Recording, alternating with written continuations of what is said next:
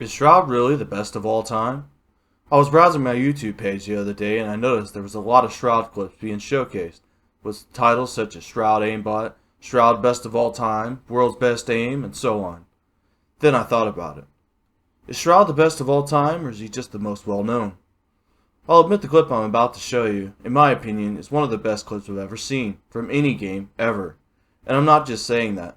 At the time he hit this clip, I was competing at Call of Duty, and had been for about 3 years, and I was on the top page of the Game Battles website with a record of 99-6. On the Shroud.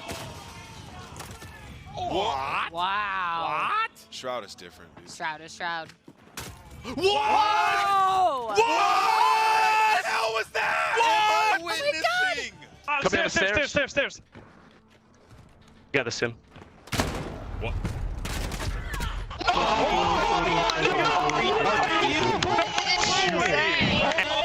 It's Shroud, bro. It's Shroud. He's the guy.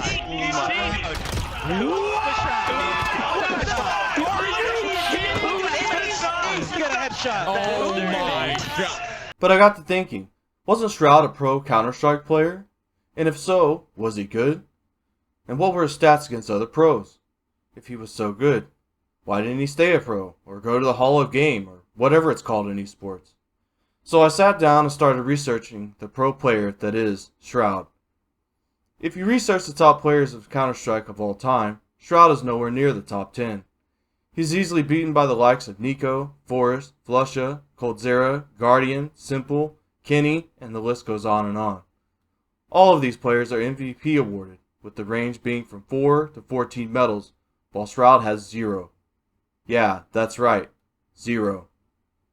He was actually only signed as a stand-in by Complexity Gaming, then later got signed by C9, which he did help lead to the first place finish at an ESL Pro League Season 4 in 2016, and a second place in ESL 1 Cologne 2017, but then shortly after, retired as a pro player. I found this all very strange. Alright, I'm just gonna assume you've seen the title of the video. I don't wanna waste time, just get into it. This clip right here I'm about to play, you're gonna see Shroud using aim lock to kill a person, and then it locks on to the next person in his field of view after it kills that person, which just happens to be behind the wall and AFK. There's no way he could have heard the footsteps because the person was not moving. It aim locked onto him through the wall. You can see it clear as day. There's no way to excuse this one away.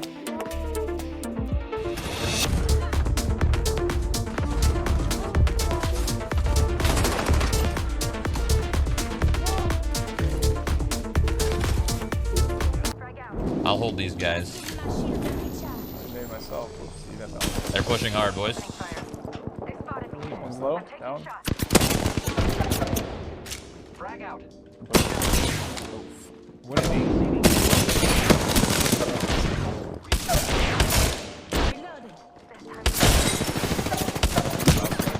I thought you were pushing. Now we far. One's still down.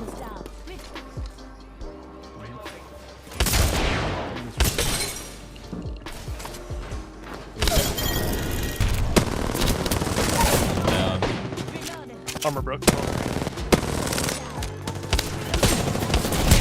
Armor broke again. Nice. Shroud wouldn't be the first or last famous streamer to be blamed for cheating. Tons of highly skilled players get this true or not. I spent many hours looking over footage for this, and while I will say some of his clips certainly seem sus, I would rule out that he's an aimbotter or uses walls. I personally watched Shroud play Doom for the first time. His movement and his aim was certainly something to watch, and you could see minute by minute his aim and movement adapting to the game. I will, however, say, if he did cheat, it was in PUBG, back when he first started his solo streaming career. But I wouldn't say there's a lot of evidence of him cheating, and some of the videos that I've watched trying to prove that he was are pretty laughable. But Phantasm, you ladies man with your gun skill and knowledge, Shroud doesn't cheat, because there's tons of other gamers that have insane aim on many different games today. And well, yeah, that's kind of the point. Personally, I believe Shroud was an average pro player, kind of a contradiction in terms. A pro is an elite player and will by far outplay 90% of other gamers. I've come to the conclusion that Shroud really is just versatile in games. It can usually play most games at a high level. and this in fact does set him apart from good players, or aimers. Something I've noticed he does a lot is he plays a new game early, uses his good aim and awareness to master games quickly, while the new players are still trying to learn the basics. And I must say, this is an extremely effective marketing strategy. Something that's really overlooked in the gaming industry, something that Dr. Disrespect and the like are known for. Garbage visuals, man. His ability to adapt to a new game and own newer players to the game certainly results in total domination in the beginning stages. He always seems to check out right around the time player skills catch up to his own.